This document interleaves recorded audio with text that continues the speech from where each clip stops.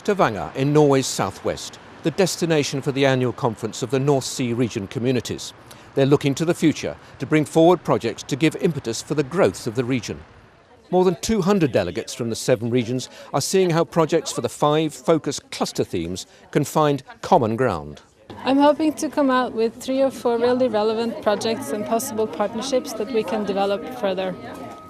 For example, in cultural industries, which is a relevant theme for us, and also maritime, this being the region that it is. I expect a wide acceptance of the problems we are facing today and in the future when we are talking about climate change.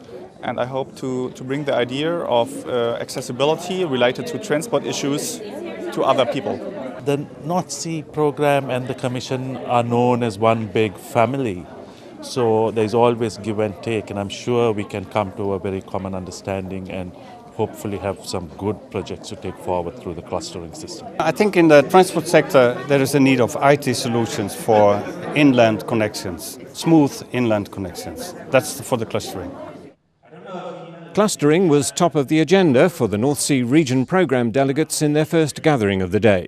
A 2-hour session on the new look structure for Interreg programmes that's trying to bring more cross-project integration into the mix.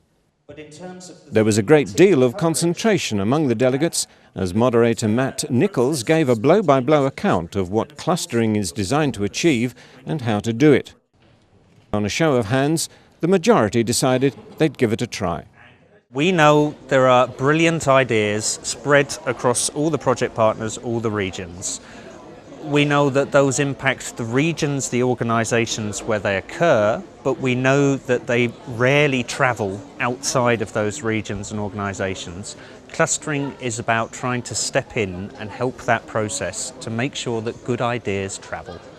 Sometimes you have people working in a certain field and another project may be working in a different field, but that is very much related to this other field, and you can have very interesting synergies between those projects, and I think it can improve both projects actually. So instead of working individually alone in this tunnel vision, as you say, it's much better for the projects also themselves to see what others are doing and maybe also to incorporate their results into their project so that you can have like these additional benefits to your own projects. I think what is very different this time is we are asking the delegates, the participants, to work.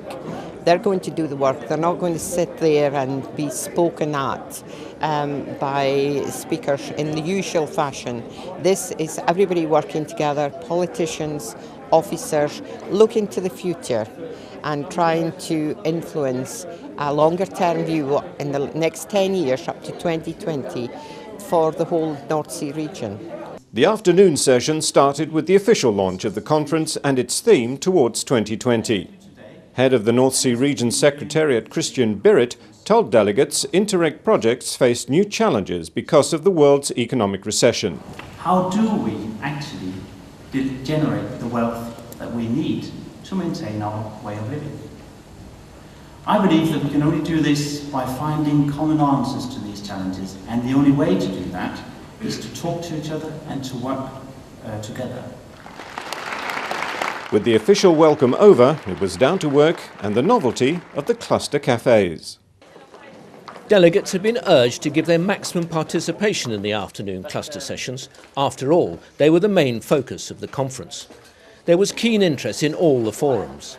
The aim was to group shared themes in clusters of excellence, with the hope that their relevance would be given a boost.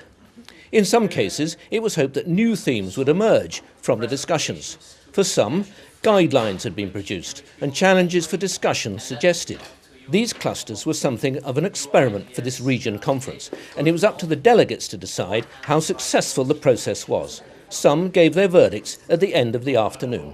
We were thinking that we were going to meet other project partners that we could actually cluster with in for the next application round that has been set up earlier today. But what we're actually achieving from this is we have been discussing the visions for the North Sea region in connection to climate change, and afterwards the challenges. And it's been very beneficial because meeting with other sectors and other partners from other projects has been very beneficial in in regards to how are they approaching climate change. My hopes were that we would get some concrete answers of my cluster, which is creative industries, to put them into the future challenges of the North Sea region 2020. And I think we're doing quite well. We have done a lot of creative thinking, and we are now trying to get the challenges and the aspirations right from the discussions we had before. So I think we're doing a good job now. At the first session in the morning, conclusions will be worked out in the final cluster meetings.